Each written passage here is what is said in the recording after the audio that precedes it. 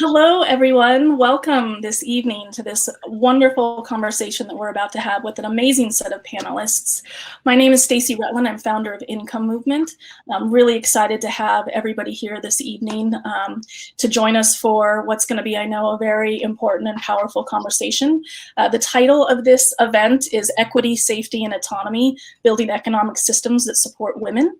And this is the third of a three-part series that we've been doing on guaranteed income over the last 3 weeks. The first was around, the title was Why Cash Matters, and really focused on thinking about how to shift our programs towards direct cash when it comes to supporting and offering guaranteed income or supporting people in our social safety net.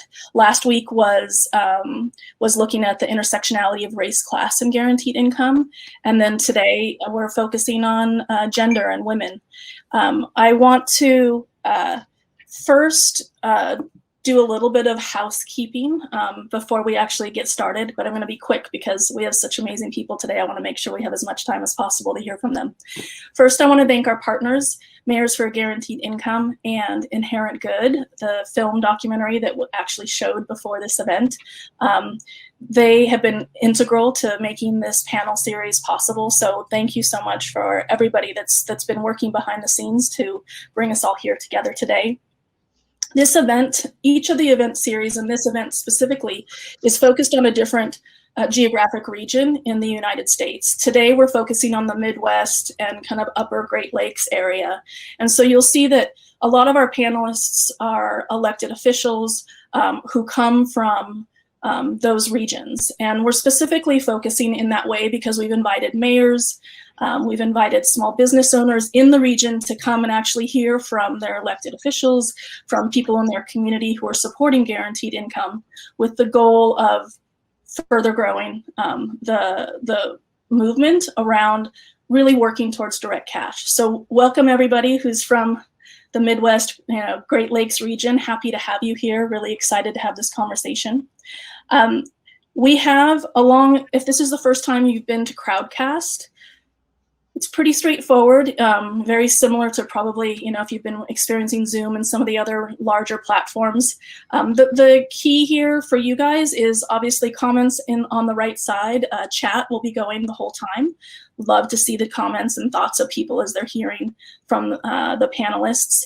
There's also a Ask a Question button at the bottom, and this is where you should definitely drop any questions you have for panelists as we have the conversation. We'll be monitoring that regularly. The event tonight is going to start with a one-on-one conversation with Representative Rashida Tlaib from Michigan's 13th District. Really excited to have her here. And she's going to help us set the foundation for many of the topics we're going to be covering. From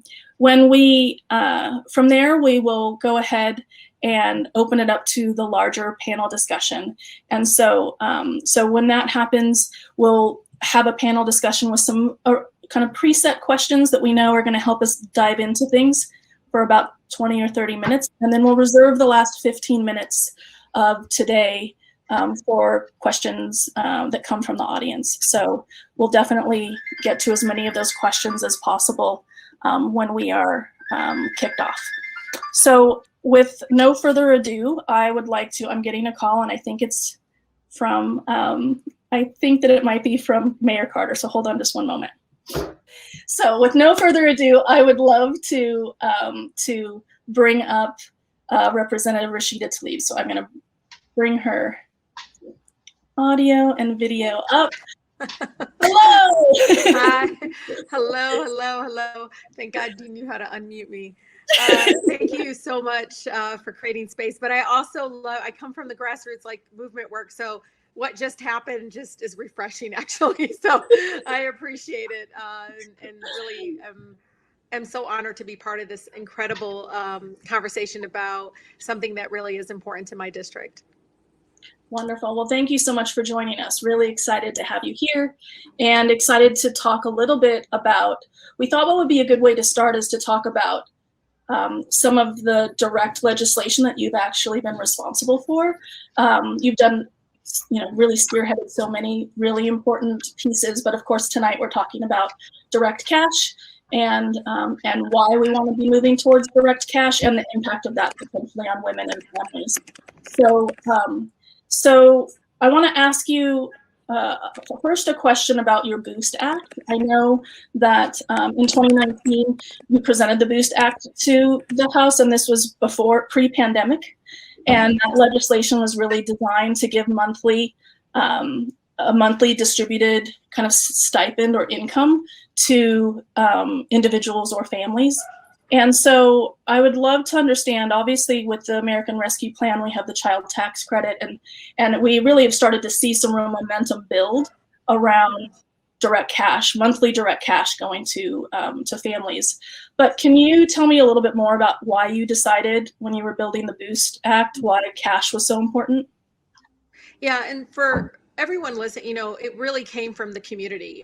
Really, I had a roundtable with mothers, not only mothers that were taking care of their children, but also taking care of their elderly, like parents. Also, many at the table were, the lead breadwinners, as you would call it, in their homes.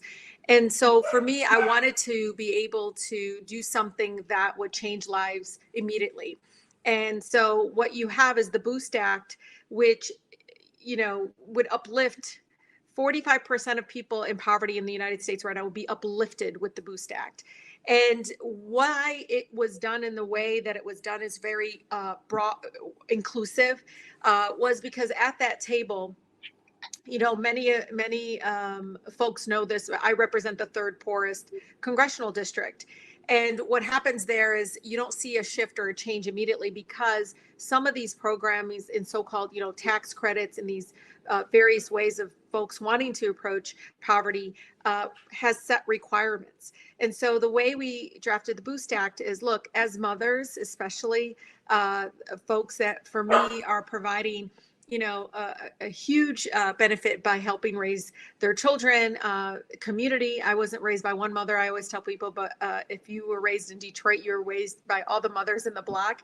And so the Boost Act would be $3,000 to $6,000 per year of anybody making less than $100,000 to zero income, and very inclusive as well. One of the things I love is it includes students, includes folks that are caretakers for their loved ones. Again, because of all the various broken systems that many of our residents are living with, it had to be something that was immediate and broad, and again, very inclusive. And again, when I talk about this, I love it because when I walk through the community, residents literally yell out, "Boost!" Because Nice. this is exactly what they want their tax dollars to be used for, is investment in them. And I know economists and others said this is the closest thing to a universal basic income proposal, but also that this is how you actually support real local communities, not with these broad brushes that really just help those that are not really the most vulnerable at the time, even though they need it. We don't approach it the way I think, as somebody that's a social worker at heart, in a way that again is very inclusive and doesn't create barriers to seek out that help. So that, I want to then carry us into the ABC Act, which is in some ways kind of the extension of, when the pandemic hit, you immediately, I think you were one of the first in the House to say, like, okay, what are we going to do here to try to alleviate as much of the loss of income that people are having right now due to the pandemic. And so the Boost Act was about distributing $2,000 a month to every person during the pandemic, and you had some really great and interesting ways of paying for it, and it is just incredibly creative and innovative, the way that you started to think about that. But one of the things that for me, when I was reading it, and Income Movement, when we were reading through your legislation, was how you wanted to distribute the funds, and so you were thinking about distributing with debit cards, kind of unique, specific debit cards for the distribution. Can you tell us a little bit about why you felt debit cards was so important? Yeah, and this is my own personal experience, even with my mother. Many of my neighbors are unbanked or underbanked. And so just to even go further in regards to that, the Automatic Boost to Communities Act was really a response, kind of this aggressive response, I call it, to what we need, which is a people's bailout, when we see these high rates of unemployment and jobs that really have just disappeared completely because of a global pandemic. And so the biggest difference we can make is direct cash. But then we have to realize the most vulnerable, the underbanked, unbanked, I think it's about 25% across the country, having them, wait for a check to be, sent to the home through mail. But then also most of my neighbors, and I again saw my mother doing this, go to the local party store or a store, get like $300, 3% knocked off of whatever that check is to get a cash, because the transportation barriers, the fact that many of these banks are not like one of those that are very accessible, because I always tell people my folks are the ones who work the longer hours that are after hours, because, all these kinds of different, again, challenges for many of my frontline workers. So it was important for me that it was accessible. But think about it, y'all, like it's $2,000 on a debit card that can just be recharged instead of people waiting for it to come through the mail. But also can be used, for the things that you might think of, groceries, other items, and again, fitting to the fact that it is a global pandemic. I wanted, again, something that to me could be universally used. People can have the option, but even for some residents who were like, well, what is it? And I tell them it's like a actual debit card, y'all. we used to start with food assistance. And I remember my mother, food assistance, it was the little booklet and this, the paper. And then it became we call it here in Michigan, the bridge card and so forth. Then why aren't we doing that for direct aid during this pandemic, this, survival checks that need to happen? And I think it's important, as we think about these things, the aggressiveness towards the big corporations, I hear this kind of like urgency to help them out, but then we don't move that same urgency when it comes to the people and the residents. And again, what I love is that, they get the money, they spend it right in their neighborhood, in their community. So that money stays right in the community, where with corporations, y'all, like, it goes to shareholders, we don't know. And then we find out later on that, our neighbors that were working for the company are still getting laid off. I mean, wasn't that so they can keep those jobs on the line? So again, I love that it's something that people are like, I don't know about now, but I know it's going to be something that is, when we look back, just like with food assistance, it was the best thing to do for the American people. And I think one of the things that struck us, and we have Sonia Passy on tonight as one of the panelists, who is CEO of Free From and works specifically around economic justice, economic access for survivors of domestic violence. And one of the things that was so powerful about the debit cards is it really actually bypasses, a lot of people who are living in domestic violence situations, they don't have access to bank accounts. There might be some for the household, but they don't get to have access. And the distribution of those cards, you talked about like having it be something that, going to local post offices, that there would be a wide range of options for people to go to access them, which means that there's a possibility for women in this moment to actually, with their kids, have money for the first time that might actually help them leave, rather than what we've seen right now during the pandemic, which is this huge, massive increase of domestic violence. And and my sister Layla works with survivors of domestic violence, and the coalition here in Michigan, that's the first thing they said is the survivors can't get access to the survival checks. I also talked to some of my advocates that work on homelessness in our city and throughout really my district, talking about how that would be life-changing to be able to get these debit cards in the hands of folks that can be able to be, again, mobile and so forth. But it is the cash, the check process, all that has really just not worked for everyone. And especially because no matter even the ones who are banked, they're finding the process of even just getting it cash with their bank. It's just so many, again, simplicity when it comes to the debit card. It makes complete sense that we're doing it. But I love that you mentioned the survivors, because it's something my sister consistently says. It's great, the child tax credit, all this, but Rashida, we're dealing with people and folks that all those, the safety net, everything is just not there. But for us to be able to access, the cards, and if you look at my bill, I specifically say we have to work with some of these organizations, including those that work with our homeless neighbors and those that work with survivors and other really vulnerable communities. Wonderful. Well, thank you so much. I know you have another thing to go to, so I really appreciate you taking some time and talking more about policy and thinking outside of the box, and really rethinking how we support everybody, but also if we're supporting women, and we know that we're supporting the larger community. So appreciate all of your work. Thank you. Thank you all for your work. It's really important. On behalf of my residents, thank you. They can't always be part of these efforts, but you would change their lives forever if we can actually get this done. So I appreciate all of you. Thank you so much. Have a wonderful evening. You too. Okay. Yay. Oh, I love Representative Tlaib. She's just been such a crusader on this really important, critical topic, the one that so many of us here are just fighting every day, working every day towards. So wonderful to have her here to help kind of lay the foundation.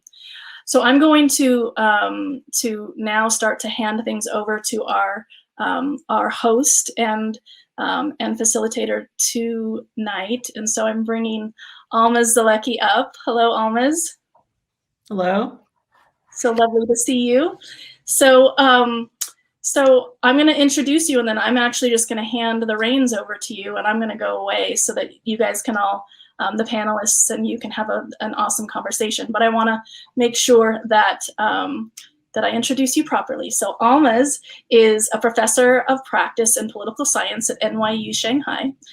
She has focused a lot of her work on feminist political theory, hence why she's so valuable here today, as well as the ethics of unconditional guaranteed income. So she's been in this space for many, many years, and we're really excited to have her guide us through the conversation today. So welcome, Almaz. Thank you so much, Stacy. I'm really looking forward to the conversation with our panelists. So let me go ahead and introduce our panelists and ask them to join us up here on the screen. So first is Sonia Passy, who is the CEO of Free From, an organization working at the nexus of economic system reform and domestic violence survivor support. Free From works to integrate financial capacity services in the anti-domestic violence movement, creating tools and resources that help support survivor collective economic power and removing structural obstacles to survivors' financial security. So, welcome, Sonia.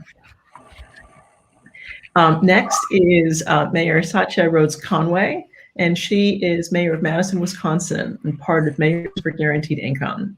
The Guaranteed Income pilot in her region hopes to target 100 local families, and they are in the fundraising phase of planning. And we just heard in the green room that Mayor Rhodes Conway has already secured a good amount of money towards the demonstration, so that should be launching soon, I hope.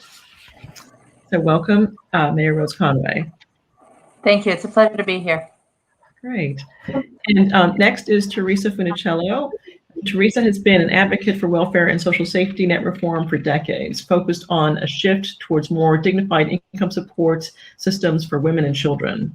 Her book, Tyranny of Kindness, highlighted the nightmare of our welfare system through powerful human stories and revealed the lucrative industry built around our welfare system that contributes to the continued cycle of poverty. Welcome, Teresa. And I just invited moments ago Mayor Carter up, so I think that he has gotten the prompt.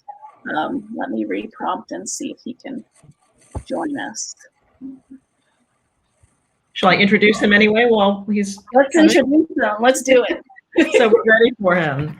So Mayor Melvin Carter, who should be joining us momentarily, is mayor of St. Paul, Minnesota, and he's an avid proponent for guaranteed income and also part of Mayors for Guaranteed Income. The People's Prosperity Pilot in St. Paul specifically targets families who have been negatively impacted by COVID and is using a hybrid of private and public funds to pay for it. He's coming. I see him. It just takes a moment to get into the software. There's like a 30-second lag. I'm going to leave the screen so you guys can all be here. So thank you everyone for being here. Excited to see you this week. Okay. Well, while we're waiting for Mayor Carter to join us, I'd like to start actually with a question to you, Sonia, because our conversation with Representative Tlaib just focused on legislation that would design income support systems that in particular work for women and for mothers. So I wanted to dive into this topic from a different angle. What are some specific ways that you can identify that our economic or financial systems fail to protect or support people in abusive relationships? The majority, not all, but the majority of whom are women. What changes could we make to better support survivors of domestic abuse? Yeah, absolutely. First of all, thank you so much for having me. It's an honor to be part of this conversation. So just to kind of set the scene of where we're at. 1 in 4 women, 1 in 2 trans folks in the US will experience intimate partner violence. And the #1 obstacle to survivor safety is financial insecurity. And that's for 2 reasons. The first is it's incredibly expensive to experience intimate partner violence. The CDC estimates that intimate partner violence will cost a female survivor an average of $104,000. And then on top of that, in 99% of cases, survivors experience economic abuse as part of the harm. And that can look like anything from not being allowed to work, working, but having to hand over your paycheck, having credit cards and debt in your name that you don't know about that's damaging your credit, having bank accounts that you don't know about, being given an allowance, having to explain every cent that you spend. And so already the setup of this issue, we think about intimate partner violence so much as like a crisis issue that can sort of be addressed with short-term relief like shelters and public assistance. But actually what we're talking about is an economic issue. And it really requires all pillars of our economic systems to come together and do their part. For example, 52% of survivors do not have safe access to a bank account. The only people who can do anything about that are banks, supporting customers who experience intimate partner violence in keeping their bank accounts safe and keeping their information safe, their data safe, so that they cannot be monitored online by a harm doer, for example. 60% of survivors lose their job as a result of the abuse. And so, if you think about financial security, there is no financial security without employment. And so what is the role that our employers have to play in ensuring that survivors can actually take time off to deal with the harm that they've experienced in a way that doesn't mean they have to lose their job if they don't have enough accrued vacation days, for example. And so really there's so often we ask the question of like, what can women do to help themselves in these situations? And I think the better question is, what can we all do? What can our systems do? How can our financial institutions and structures make it so that intimate partner violence does not automatically result in poverty as the only outcome? Thank you. And the way you've described this, in fact, you've really broadened the idea beyond just domestic violence, right? There are a lot of women and people of any gender who might be facing this kind of economic intimidation by a partner. And so direct cash to individuals can really make a difference for a lot of them. Yeah. So let me open it up to our other panelists. Mayor Rhodes-Conway, what about you? What do you think are some other ways that our safety net and other social institutions fail to support women, and what changes can we make? Where would you like to start? I mean, what comes immediately to mind for me is that, over the past year plus in the course of the pandemic, we have just been presented time and time again with examples of how our economic system doesn't value women's work. And so I think about, whether that's from the nursing profession, which is predominantly female, being subjected to not only 12-hour shifts, but, multiple shifts in a row in, very difficult, if not life-threatening working conditions, dealing with a global pandemic, and certainly not getting compensated to the level that their work is worth, or to, workers on the front line of any industry. I think about particularly restaurant industry, the workers that were so vulnerable in the course of the pandemic, either because there was no more job for them or because they were forced to work in situations that put them and their families in harm's way. And I think about, across this country, at least, schools shut down or went virtual, whatever that actually means. And, most of the care and responsibility for dealing with that fell on the shoulders of women. And, our entire system of dealing with the pandemic hasn't recognized the immense labor that women have had to do for which they have not been paid. Virtual schooling doesn't work without an adult helping to facilitate that.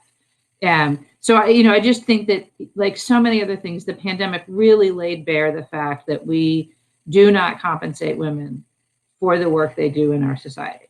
And so, what to do about that? Well, maybe we should compensate people. Certainly there's all sorts of policy solutions there. You could talk about, providing living wages. You could talk about raising the minimum wage.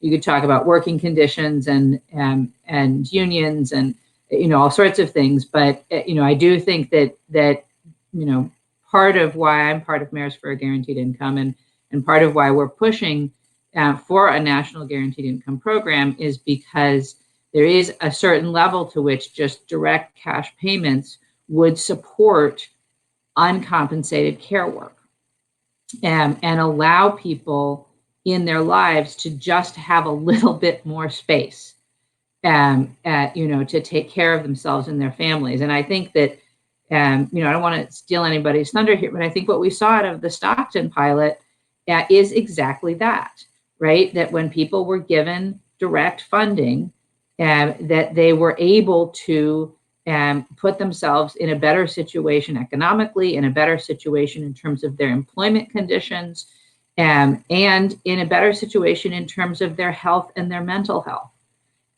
So I do think that, while there's a lot of ways in which we could improve our policy surrounding our economic conditions for women, I do think that guaranteed income fits very nicely into that and is one of the important tools that we should be using.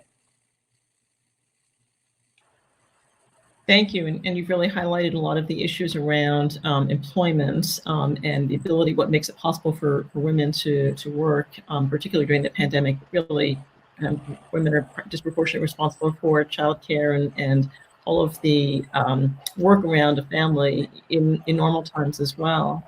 Teresa, I'm wondering if you could follow up on this by talking a little bit about how the welfare system, the traditional welfare system that we've had in this country, has failed women, and what we could do to improve it.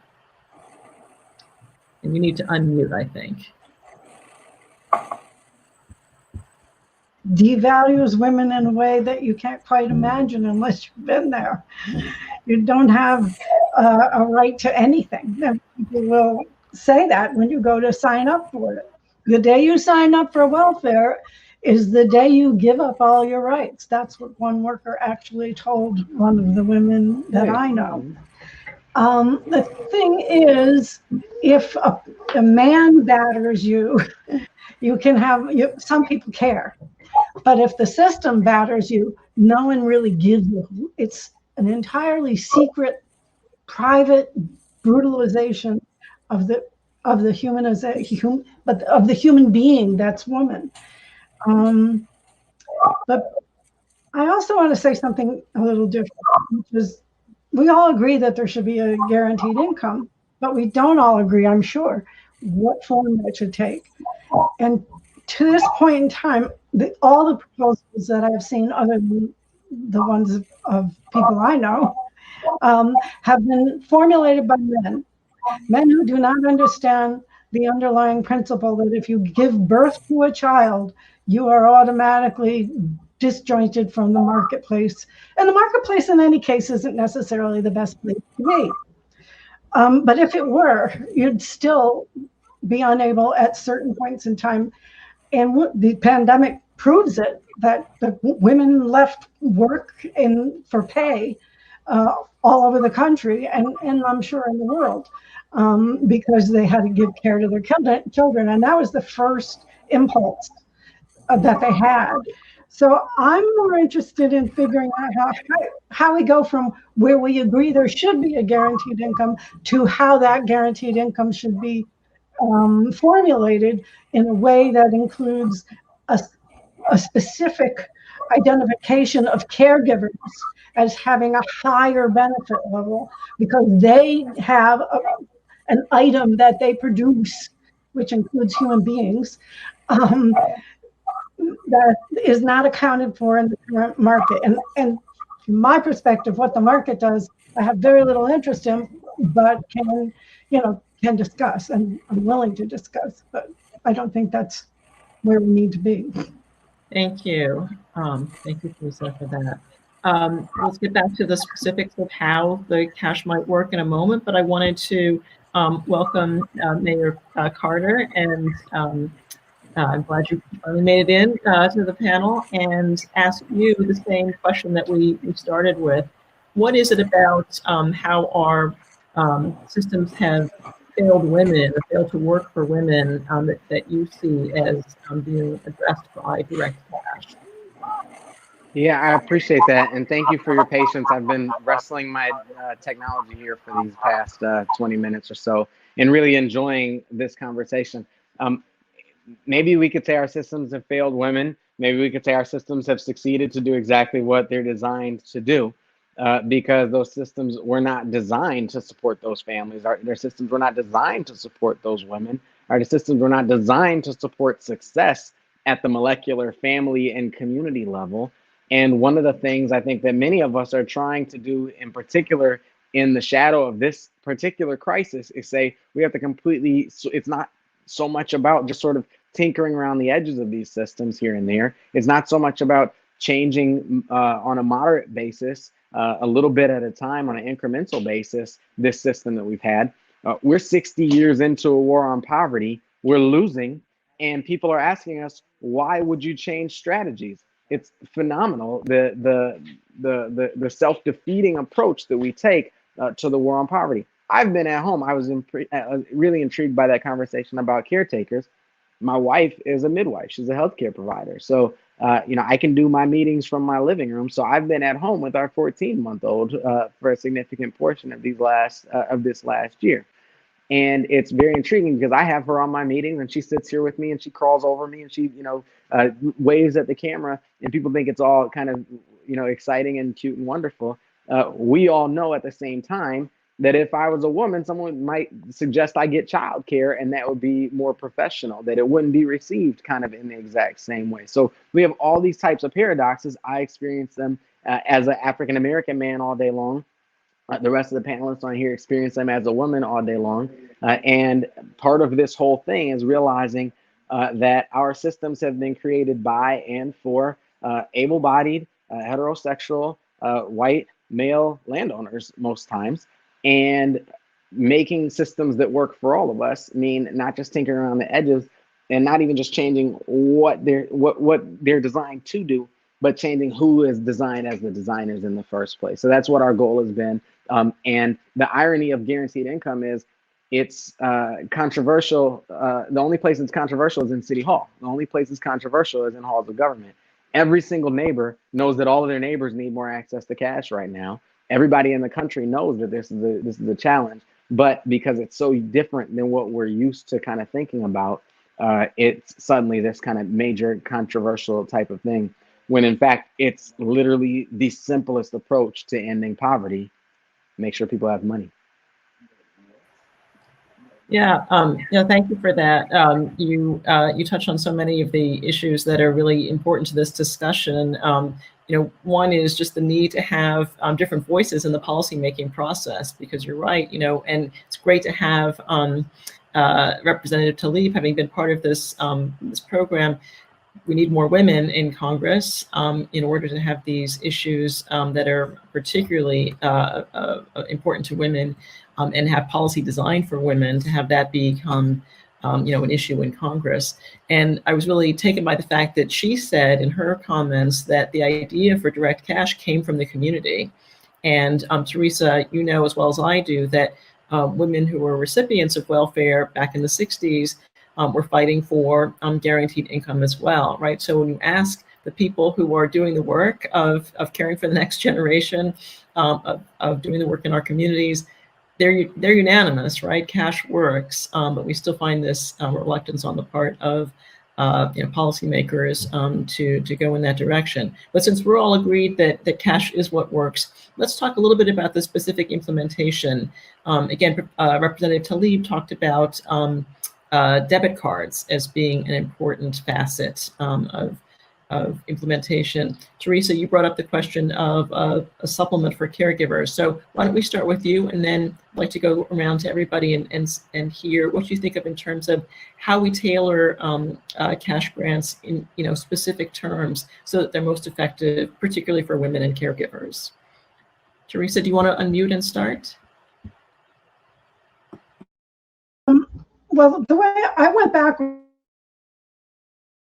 how it was that women's work, so to speak, became so devalued, and the answer to that question led me to a lot of other things.